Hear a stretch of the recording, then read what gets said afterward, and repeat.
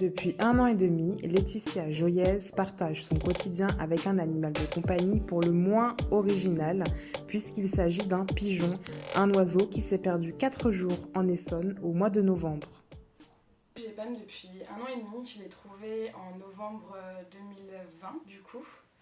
Je l'ai trouvé dans les rues à Paris, c'est un oisillon qui est tombé du nid.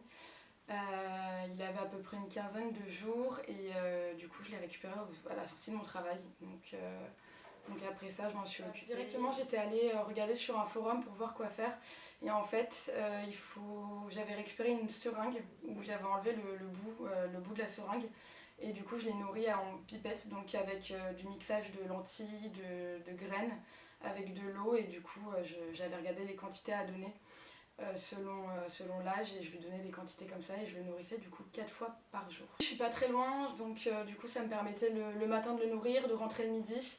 Je lui redonnais à manger en fin d'après-midi et avant de dormir. Donc du coup ça me permettait vraiment de le voir toutes les 3-4 heures et de pouvoir du coup le nourrir comme un bébé.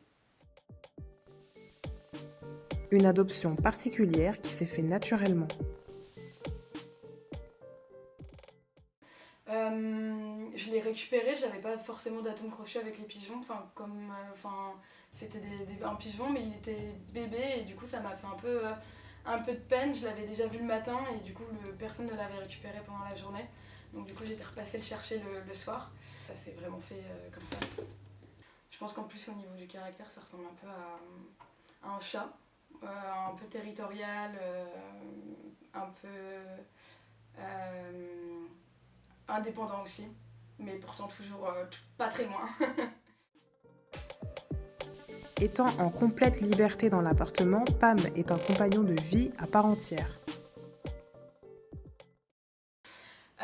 Pour les activités, il me suit pas mal sur ce que je fais. Tout ce qui est en rapport avec l'eau, j'ai un aquarium à l'entrée, du coup il est toujours là quand je le nettoie. Il adore mettre la tête dedans. Pareil pour la vaisselle, il est toujours derrière. Il attend que je lui envoie un peu d'eau sur lui. Et il est toujours là quand je me douche.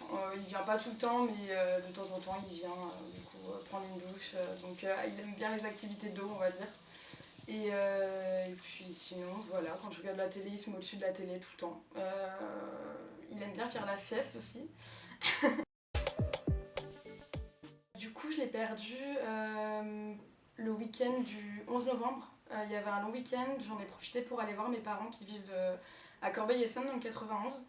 Et du coup, j'avais fait une petite heure et demie de RER pour pouvoir les rejoindre. Et j'avais voulu en profiter pour l'emmener dans le jardin pour qu'il puisse un peu se dégourdir parce que du coup, je le fais voyager en sac à dos. Ah oui, il était dans un Spécial sac à pour dos. chat Ok. et oiseaux. Ouais. Du coup, j'avais voulu qu'il se dégourdisse un peu les ailes et il a paniqué. Enfin, ça reste un animal, il a paniqué, il s'est envolé un peu trop loin. J'avais l'habitude de le faire voler là-bas pour qu'il puisse prendre l'air parce que moi, du coup, je suis en appartement donc je peux pas trop l'emmener dehors. J'avais pris cette habitude et du coup, il s'est perdu dans le 91. Et je l'ai retrouvé 4 jours plus tard. Du coup, c'est une dame qui l'a retrouvé et qui m'a contactée via les réseaux. Il avait fait environ du coup 16 km pour aller jusqu'à Montlhéry, l'endroit où elle l'a retrouvé. C'est vrai que je lui permets vraiment d'aller dehors, etc. Un peu moins maintenant parce que pour lui c'est risqué quand même s'il se perd et qu'on ne le retrouve pas. Malheureusement il est condamné, c'est un pigeon qui est imprégné donc il ne peut plus redevenir sauvage.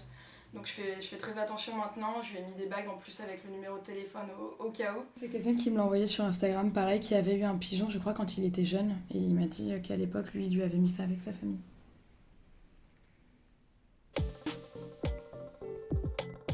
Et il faut savoir que ce n'était pas la première fois que Pam perdait son chemin. Mais je l'avais perdu une première fois sur Paris du coup et c'était des personnes qui l'avaient retrouvé et qui s'en étaient occupées et qui m'avaient contacté pareil, qui m'avaient retrouvé sur les réseaux et j'étais allée le récupérer à Nation, il était allé jusqu'à République.